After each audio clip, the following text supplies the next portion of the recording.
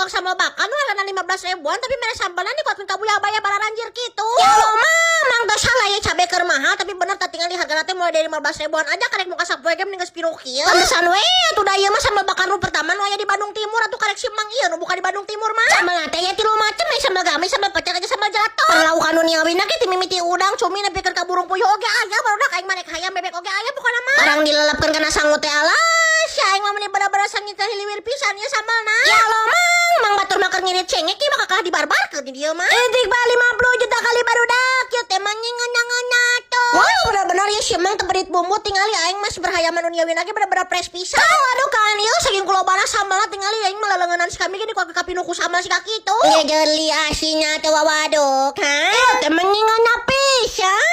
Urusan di corona mah kalem we disadiakeun ku si Mang lagi gratis tapi refill cai